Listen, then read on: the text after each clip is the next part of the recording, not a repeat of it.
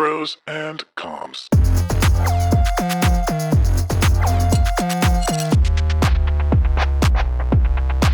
Welcome to Prose and Comms, Engagement Unplugged. I'm Brian Rowley. And I'm Laura Smith. And today we're talking about the concept that every brand says they're a storyteller. But somewhere along the way, I think storytelling has become marketing's favorite buzzword. It's up there with things like authenticity and innovative. And I think sometimes, to be honest, these buzzwords drive me crazy if there's actually no substance behind them. And I don't think I'm alone. So I think today, what we wanted to do was sort of have a conversation around the concept of storytelling. And has it really been the marketing mantra for a decade? But basically, consumers don't just want stories. They actually want to hear about experiences. Are brands telling too many stories or doing too little to tell them? So everyone thinks they're a storyteller, right? And every brand's going to say they're a storyteller because whenever that came out, 10 years ago, whatever that was, when it actually became a thing. But I think what brands aren't doing, they can tell a story, right? Anyone can tell a story. You can articulate something that could be, evoke emotion. But are they doing, like the story doing is where I think people are missing it because they're not putting that storytelling into action. Well, I think they're all getting caught up, though, when the story that they're telling is the story of their authenticity or their journey or why they're doing the things that they are. And I don't know that that's actually as much of a storytelling if it doesn't have substance behind how that's important to me or you as an end user. I think that's where some of the conflict comes in. Well, I think people just don't believe what people say anymore, right? I mean, Right. People aren't going to believe what a brand just says. They have to demonstrate that how they bring that to life, or else they're not going to engage with a brand because people see through the storytelling, I think, more so now. Any brand can say they're going to stand for something, but if none of their actions actually demonstrate that, then the storytelling is not interesting to a consumer, I think. They just lose interest. So brands are held more accountable right now, I think, and they can't just sit in a storytelling world without actually taking action to demonstrate what their message is. And I also think that people are less interested in the story that you and I want to tell. And I think it's more or less, how does that relate to their story? How do they connect with what the story is that people are trying to tell? I've said it for years, and I know you've even, in prior roles working with me in sort of this specific topic, it was, we've got to stop talking to our audiences the way that we want to talk to them, and we need to talk in the way that they want to be heard. And I think that's part of storytelling. I think that's where it starts to come in because I don't think it's authentic. And I think when you're only telling your story, the end result is nobody's listening. Yeah, and I think people are there's so much content, and consumers and audiences are just overloaded with content that I think that they're not going to sit and listen to your story, but they will probably take note of an action or something that your brand's standing for. And I think that's where it's like people's attention is just scarce. So we can't just focus on telling stories for story's sake. I think the brands need to really demonstrate and to the end consumer, like, what do they stand for? And is it something that they stand for as well? Because then they will make purchases associated with them because that's what they care about. Do you think it's become a comfort zone for marketers? Storytelling in general? Yeah, I would say, I think go back to your point about the buzzwords, right? I feel like Right. that, it's like authenticity, it's storytelling. They're all becoming the same. And that's where I think consumers are calling BS on it. You can say you're authentic, but if you're really not authentic, you shouldn't have to say it. If you really are authentic, you don't need to say it. But I think a lot of, that's probably a characteristic most brands define themselves as. We're authentic, we're transparent, and I think people can see through that so much more now, especially with the younger generations. They'll call BS on brands. And I think, storytelling to me is a throwaway. Well, first of all, every marketer and every brand has to be able to tell a story. So to me, it's table stakes. And it is about the story doing where a lot of brands do fall flat because they don't have enough whether it's purpose or their mission is just not, easily fulfilled upon or whatever that may be. But you don't see as many brands doing, but you hear a lot of brands telling. Yeah. I would also say that some of the best brands don't actually tell stories. And I think this is what we're saying. I think they amplify the ones that their customers are telling. And they tie it back to sort of what their brand is and how does that actually relate, or how did a brand help this customer achieve that? I just feel like the story in itself would, in my mind, would not even be possible if it wasn't for some of the end users and the way in which people interact and engage with brands. Yes, I would agree. And I think that, think about brands who do it really well.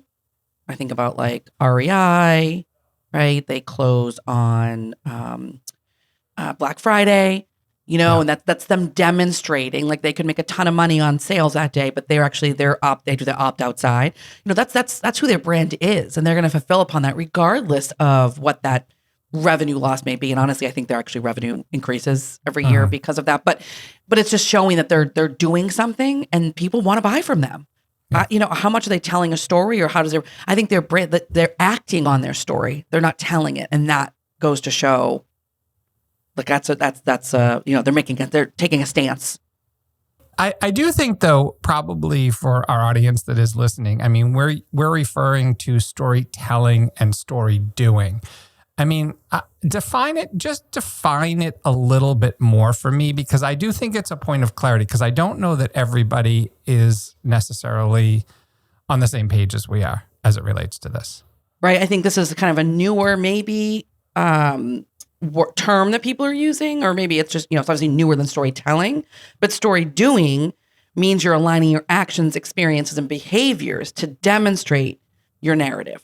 Right. So it's basically acting on the story you're telling. So it's putting together the narrative as well as the actions or experiences that you're creating for a consumer. And I think that's the part where marketing's role has evolved, because when we say that storytelling has sort of become this mantra, I do think it is more in the past was focused on, again, telling whatever that company story is without thinking through the story doing side to it. And I do think that now, if there is a story to tell, I think a good marketing or a good marketing team is out there looking for the story doing element to it that actually supports it and helps bring it to life. So I do think that it has evolved, and I do think that that's an important element to it. In terms of the progression in regards to storytelling. Brian, is the future of brand storytelling less about control and more about collaboration, you think? Absolutely. I do think so. And I will say that I think a part of that actually becomes and complicates that a little bit is through the introduction of AI. Because I do think that some of what we're seeing in sort of that next generation of storytellers is actually very heavily focused on sort of that algorithm theory and trying to figure out what are the ways that support this thought that I have. And I don't know your thoughts on this, but I'm not sure or convinced that AI can actually tell a story. I know it can write one, but I'm not sure that it can tell one. I think it can. I think what consumers, again, go back to the BS, whatever, people are going to see through some of that, I think. But I believe that people will use AI to story tell, but that's where they can't use it for the doing, because it's not going to create experiences for them.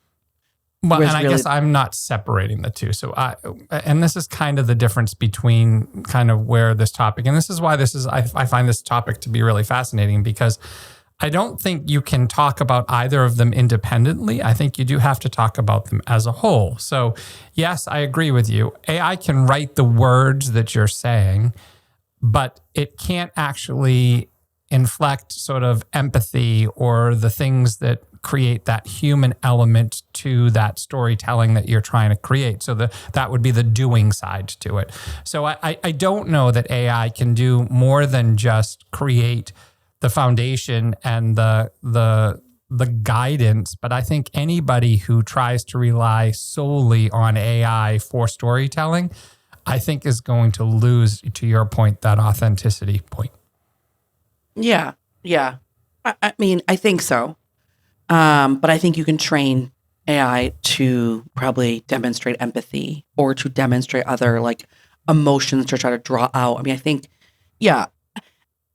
I mean, AI is going to play a role in it because I think for like, I would call it like the lazy storyteller, right? They're going to use AI to help them, but really right, to your point, like the authenticity piece isn't there. But I just think with models, you can just train them to be, so smart that I don't know if every consumer would be able to call BS on some of what's created out of AI.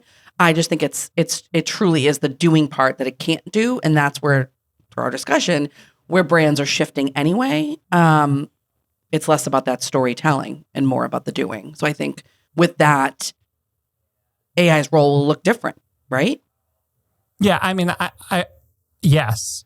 But I do think the potential risk is that in that automation element, I do think, just as we've said, process, like, we've had many conversations on here. We've talked about process is one thing that can kill creativity. I think automation can kill creativity. I think if people's first reaction is to go out and just look to AI to figure out how to solve for every problem that they have, I think we're not challenging ourselves enough to be as creative as we are. And I think some of that creativity actually helps elevate that human connection. And I think that's going to be an important piece. And you know me, I'm a huge proponent of AI, but it also has a purpose and a place. And I think that when we try to inject it into everything and don't think of some of the consequences like this, then I do think it can pose to be somewhat problematic, especially for new people that are starting out. Yeah, but go back to something that we talked about a little bit ago, where I asked you the question about, is it, we losing control because of and basically fueling with collaboration. And I think that something that brands are now open to, and they're doing a good job of, is letting consumers help tell their story. Agreed. Right? So like that, like collaboration with the people that are, the fans of your brand. Don't feel like the brand has to tell the story, like let them in to help you create that story. That's where I think the evolution is going. So it kind of like it, and I wouldn't, it's because people always say like people don't trust the brand. They're going to trust other people that tell them, like, that give them recommendations or whatever. Because I think brands are usually just aren't being honest or truly authentic.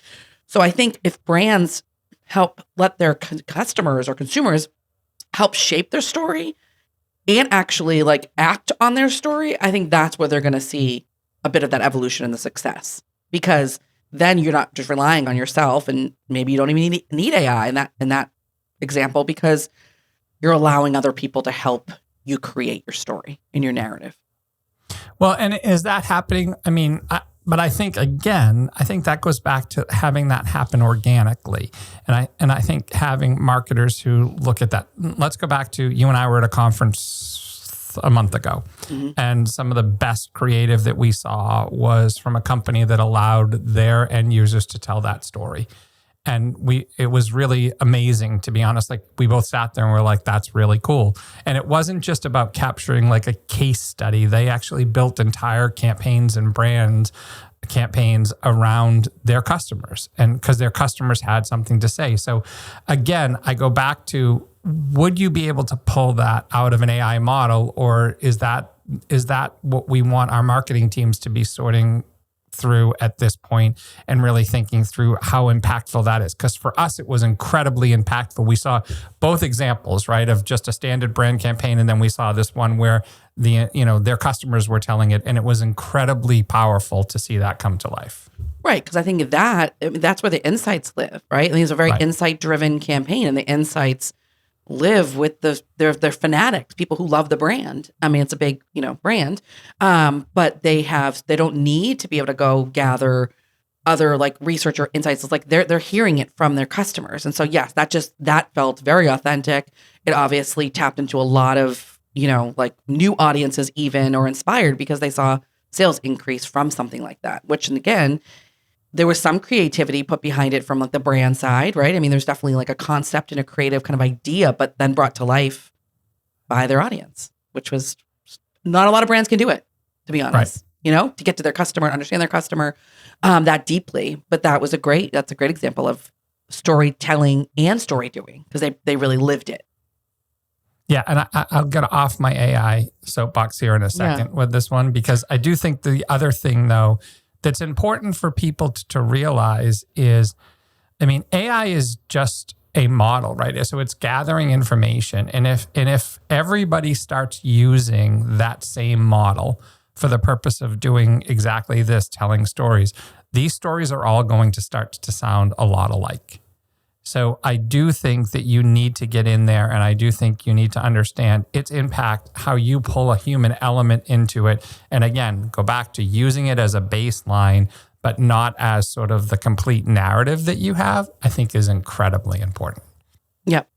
Go back for 1 second. You talked about lazy storytelling. Mm-hmm.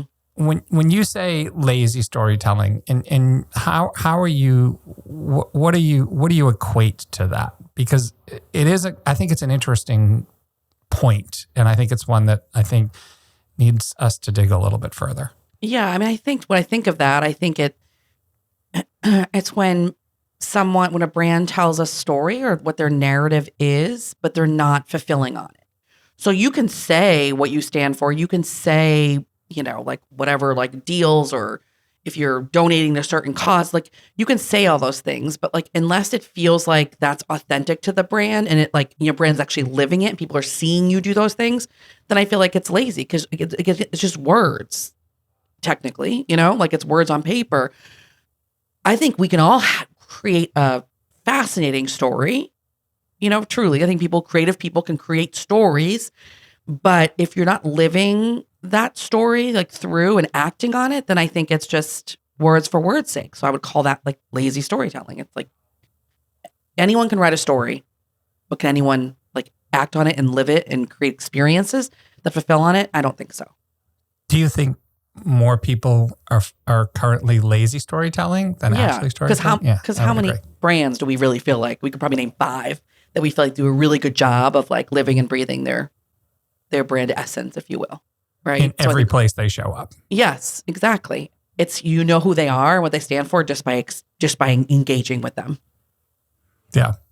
Yeah. I don't think storytelling is dead. I definitely think it's evolved. Mm-hmm. I think to your point, I think we have to challenge, and I think we are challenged every single day by people who engage with the brand, so that we're not lazy storytelling, because I think if you are throwing just words out there, we say this all the time, someone will bring that to your attention. You will have to respond to that, because there is a lack of tolerance for that, as there should be, right? You should be held accountable to what you have. But I think evolving it to the point of, looking at it from is everything that we're saying, can we back that? And should you be able to back that with a doing example? I think is a goal that everyone should strive for. I don't think you should put stuff out there unless you actually can support that. Yeah, and I'd also say, like, let your customers help tell your story. I think that's the other evolution piece, right? Is bringing in the audiences, and don't just let it sit with the marketers, because I think that's where you can get truly, they experience your brand every day potentially. So what do they have to say about it? Like what emotions come out when they engage with your brand? It's like, I think bringing them into that circle of creating the story is not always easy, but I think that's when you're going to get the best story, because we always say it, like we talk to ourselves. Are we really talking about the brand in a way that people outside of this, our 4 walls experience it? And we don't always do that as marketers. So I think it is that, I think that evolution of bringing in the audience into helping tell that story is one that probably make some brands uncomfortable, but it's going to be where better stories are being told. Or just be aware of the way in which people are actually supportive of your story, and the way that comes to life, and pulling that to life. I think sometimes in this conversation, people feel like, oh, I have to go out and I have to get like customer case studies or I have to do all of that. I don't think that's exactly what we're saying here. I think that is one element to it, but the other element to it is just being aware of who your customers are, who your audiences are, and knowing when it's appropriate to elevate their story because it does actually support the bigger brand story that you have. Right. And I think we've talked about this before, one of your favorite lines or Bobisms, but feedback is a gift. And I think sometimes when you have customers who are providing feedback or input, it's like, what do people do with that?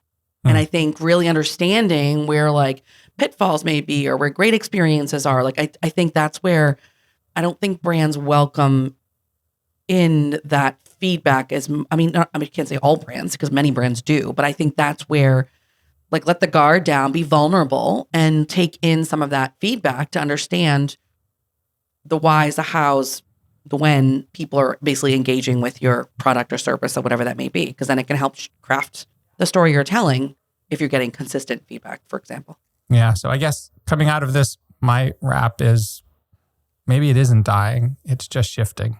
And it's moving from that marketer over to actually the customer and what the customer is doing. Yeah. It's an evolution of storytelling. So it's not dead. It's still a buzzword, but I do like the perspective of story doing because it really, it says what it is, right? It's putting into action. So I think that's how brands should shift. And to your point, bringing in others to help create the story and the experiences. Yeah, 100% agree. Thanks for listening. And most importantly, if you like what you heard today, be sure to follow us.